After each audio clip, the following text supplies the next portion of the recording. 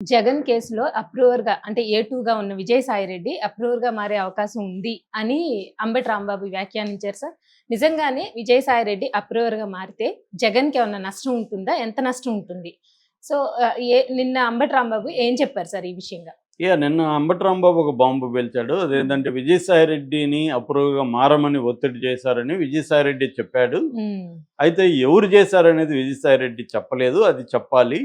అంటే విజయసాయిరెడ్డిని అప్రూవ్‌గా మార్చి జగన్ కేసులో శిక్ష పడేట్టుగా చేసి జగన్‌ని జైలుకి పంపించి జగన్ కెరీర్‌ని పొలిటికల్ కెరీర్‌ని నాశనం చేయాలనేది ప్లాన్ చేస్తున్నారు. ఇది ఎవరు చేస్తున్నారో విజయసాయిరెడ్డి బయట పెట్టాలి అనేది అంబటి రాంబాబు మాట్లాడాడు.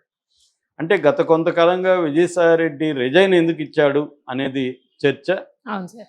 దీని వెనక ఎవరున్నారు అంటే చంద్రబాబు ఉన్నాడా, మోడీ ఉన్నాడా? మోడీ ఉంటేమో జగన్నే మోడీ కుమ్మక్కయ్యి జగనే రిజైన్ చేయించాడు. మోడీకి అనుకూలంగా రిజైన్ చేయించాడు. ఎందుకంటే 2028 వరకు ఈయన టర్మ్ ఉంది. అయినా కూడా 3 ఏళ్ల ముందే రిజైన్ చేశాడంటే ఎందుకు చేశాడు? దాని వెనక ఏదో వ్యవహారం ఉంటుంది కదా. ఆయనైతే ఏం చెప్తున్నాడంటే నేను వ్యవసాయం చేసుకోవడానికి రిజైన్ చేస్తానంటే అది ఎవరు వాళ్ళ ఇంట్లో పనిచేసే వాళ్ళు నమ్మరు, బయట వాళ్ళు నమ్మరు, ఎవరు నమ్మరు. ఎందుకంటే ఆయనకి సడన్ గా ఈ వయసులో 60 దాటింది, ఆయనకి ఈ వయసులో పోయి ఆయన వ్యవసాయం ఏం చేస్తాడు, అది ఏం జరిగేది కాదు.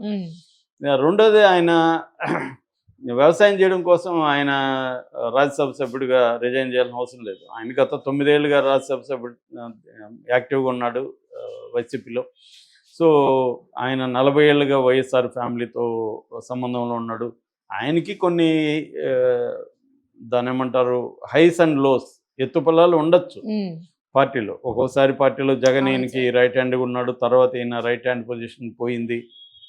ఆయన ఎవరు సజ్జల రైట్ హ్యాండ్లోకి వచ్చాడు. సజ్జల వల్ల అనేక మంది నాయకులు ఇబ్బంది పడినట్టుగా ఈయన కూడా ఇబ్బంది పడ్డాడు.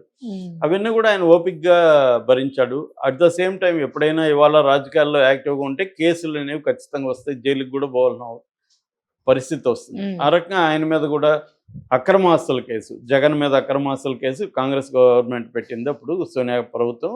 ఈయన ఏ2గా ఉంటున్నాడు, జైలుకి వెళ్ళొచ్చాడు. అన్నిట్లో కూడా జగన్కి అండగా నిలబడ్డాడు, జగన్ కూడా అతనికి అండగా నిలబడ్డాడు. సో ఈ క్రమంలో 40 ఏళ్ళుగా ఏ ఫ్యామిలీకి అయితే ఆయన సర్వ్ చేశాడు ఆ ఫ్యామిలీకి యాంటీగా ఇవాళ ఆయన అప్రూవర్గా మారుతాడా? ఎందుకంటే ఆయనకి కొన్ని రకాల ఇప్పుడు పాలిటీషియన్ అందరినీ మనం దారుణమైన వదవులను ఇంకోటనో చెప్పలేము. వాళ్ళు హ్యూమన్ బీయింగ్స్లో ఉండే మంచి చెడు విలువలు అన్నీ వాళ్ళల్లో కూడా ఉంటాయి. కాకపోతే మనం ఏంటంటే బ్లాక్ అండ్ వైట్లో మనుషులను చూస్తాం జనరల్గా. కాబట్టి వీళ్ళు చెడ్డవాళ్ళు, వీళ్ళు మంచివాళ్ళు, వాడు రాక్షసుడు, ఇతను దేవుడు, ఇలాగా ఉంటాయి. అది కాకుండా చూసినప్పుడు ఈ వయసులో ఆయన ఈ స్థాయిలో ఎందుకు అప్రూవర్గా ఒకవేళ మారాలనుకుంటే ఎందుకు మారుతాడు అన్నప్పుడు ఈ వయసులో ఆయన జైలుకి పోయే అవకాశం ఉంటే మారచ్చు. ఎందుకంటే నేను శిక్ష పడి నేను 2-3 ఏళ్ళు పోయి నేను జైల్లో ఈ వయసులో కూర్చోలేను. జగన్ అంటే యూత్ కాబట్టి అతను ఉండగలడు, నేను ఉండలేను ఇప్పుడు. కాబట్టి ఉండకుండా ఉండాలంటే ఏం చేయాలి? అప్రూవర్గా మారితే నువ్వు జైలుకి వెళ్ళవు అనేది ఆఫర్ ఇచ్చారనుకో, అప్పుడు ఆయన మారే అవకాశం ఉందా అంటే ఉంది. అప్పుడు ఏంటంటే అదేదో పతంజలి నవల్లో ఒక కుక్క ఉంటుంది అనమాట, గోపాత్రుడని. దానికి వాళ్ళ యజమాని భోజనం పెట్టడు, కానీ వాళ్ళ యజమానికి ఎనిమి ఉంటాడు, ఆ ఎనిమి భోజనం పెడతాడు. ఇప్పుడు ఇది యజమాని దగ్గర ఆకలితో ఉండాలా, శత్రువు దగ్గర భోజనం తినాలని డైలమా వస్తుంది. ఆ డైలమా వచ్చినప్పుడు ఇదేమనుకుంటుందంటే ఆకలి తీరే వరకు ఆకలి ముఖ్యం, ఆకలి తీరిన తర్వాత విశ్వాసం ముఖ్యం. సో అని అది నిర్ణయించుకొని ఆ భోజనం వేళకు భోజనం తినేసి మళ్ళీ ఇక్కడికి వచ్చేస్తుంది. అలాగా ఒక్కొక్కసారి మనం 50 ఏళ్ళ యజమాని దగ్గర ఉన్న ఆకలి ముఖ్యమా విశ్వాసం ముఖ్యమా అన్న థీమ్ వచ్చినప్పుడు మనిషి ఎవడైనా ఏం చేస్తాడు? ఆకలితో నకనకలాడి చనిపోలేరు కదా. అలాగే ఈయన జైలు ముఖ్యమా విశ్వాసం ముఖ్యమా అని ఈయనకి వచ్చింది ఇప్పుడు డైలమా వచ్చుంటే ఖచ్చితంగా జైలు కంటే విశ్వాసం ముఖ్యమే అని అనుకునే పరిస్థితి లేదు ఆయనకి. ఎందుకంటే అలా అనుకుంటే జైలుకి వెళ్ళాలి, దాన్ని అనుభవిస్తాడా? కొంతమంది అలా అనుకొని వెళ్ళిన వాళ్ళు ఉన్నారు, మరి వెళ్తాడా అనేది తెలియదు. ఏదేమైనా అదొక యాంగిల్. రెండవ యాంగిల్ జగనే పంపించాడని. ఎందుకు జగన్ పంపించాడంటే జగన్ ఆల్రెడీ మోడీతో ఒక ఒప్పందం ఉంది. అదేంటంటే ఈయన ప్లేస్లో బీజేపీ అక్కడికి వస్తారు, రాజ్యసభలో వాళ్ళు తమ మెంబర్లను పెంచుకునే కార్యక్రమంలో బీజేపీ ఉంది. సో అందుకని జగన్ కూడా కోఆపరేట్ చేసి గతంలో కూడా చంద్రబాబు తన 4 ఎంపీలని బీజేపీలోకి పంపించి తను సేవ్ అయ్యాడు. అప్పుడు కూడా ఇలాంటి ఒప్పందమే చంద్రబాబు చేసుకున్నాడు అనేది చెప్తారు. అలాగే ఇప్పుడు కూడా జగన్ చేసుకునే పాసిబిలిటీస్ ఉన్నాయి, అదొక యాంగిల్. కానీ ఈయన ఎందుకు ఇప్పుడు అంబటి రాంబాబు ఈ విషయాన్ని తీసుకొచ్చాడు అంటే ఏమన్నా ఆ యాంగిల్ ఏమన్నా ఉందా? ఎందుకంటే వైసీపీలు ఎవరు కూడా ఇప్పటివరకు ఆయన మీద విఎస్ఆర్ అంటారు ఆయన్ని, విజయసాయి రెడ్డి మీద యాంటీగా మాట్లాడలే, ఇంకా పాజిటివ్గానే స్పందించారు. జగన్ కూడా ఇప్పటివరకు ఆయన గురించి ఎక్కడ మాట్లాడలేదు. లండన్లో ఉన్నాడు అనుకున్న జగన్, అయినా కూడా ఎక్కడ మాట్లాడలేదు. నాయకులు కూడా ఎవరు మాట్లాడలేదు.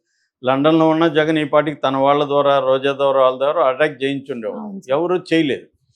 పైగా ఆయన మళ్ళీ రావాలని కోరుకుంటున్నాము అనేది కూడా, ఆయన ఏ పని చేసినా కూడా అది బాగా జరగాలని, వ్యవసాయం ఇంకోటి చేసినా కూడా బాగా జరగాలని కోరుకుంటున్నాం అన్నట్టుగానే ఇచ్చారు. ఆయన కూడా జగన్ కానీ ఇంకొకరిని కానీ విమర్శించి బయటికి పోలేదు. జగన్ ఎంతో చేశాడు, ఆయన బాగుండాలని, మంచి జరగాలని కోరుకుంటున్నాను, నాలాంటి వాళ్ళు 1000 మంది పోయినా జగన్కి ఏమీ ఇది లేదు, నాకు భారతం ఎంతో చేసింది, ఆమె కృతజ్ఞతలు, ఇవన్నీ చెప్పాడు. సో ఇవన్నీ ఉన్నప్పుడు ఆయన ఎందుకు అప్రూవర్గా మారుతాడా?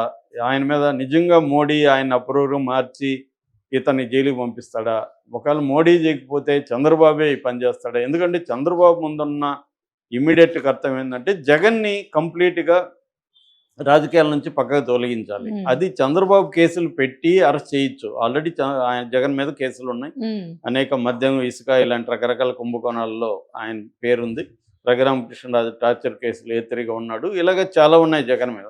జగన్ని జైల్లో పంపించాలంటే నిమిషాల పని. ఆయన అన్నాడు కూడా చంద్రబాబు, నేను అనుకుంటే గంటలో జైల్లో ఉంటాడు, అది కరెక్టే. కానీ ఎంతకాలం ఉంచగలరు జగన్ని? మహా అంటే 1 నెల, 2 నెలలు, 3 నెలలు ఉంచగలరు, లేదంటే బెయిల్ వచ్చేస్తుంది.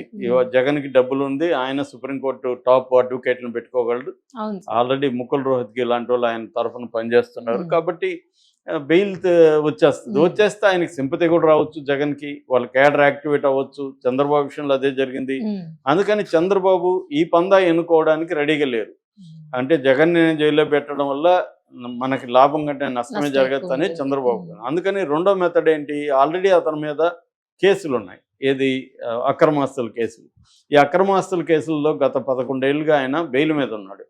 దీంట్లో కానీ ఇప్పుడు ఆయనకి శిక్ష పడేటికి చేయాలంటే బలమైన సాక్ష్యాధారాలు ఏమీ ఆ కేసులు కనిపించట్లేదు. ఆల్రెడీ 1 by 1 దాంట్లో ఉన్నోళ్ళు నిర్దోషులుగా బయటకు వస్తున్నారు.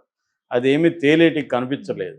అందుకని అప్రూవర్గా దాంట్లో ఏటుగా ఉన్న వ్యక్తి కానీ అప్రూవర్గా మారితే ఈయనకి, ఎందుకంటే ఈయన చార్టర్డ్ అకౌంటెంట్ కాబట్టి ఆ కంపెనీకి సంబంధించిన లోటుపాట్లు, డాక్యుమెంట్స్ అన్నీ తెలిసింది, ఎలా మ్యానిపులేట్ చేశారు ఏంటి అన్నీ తెలిసింది.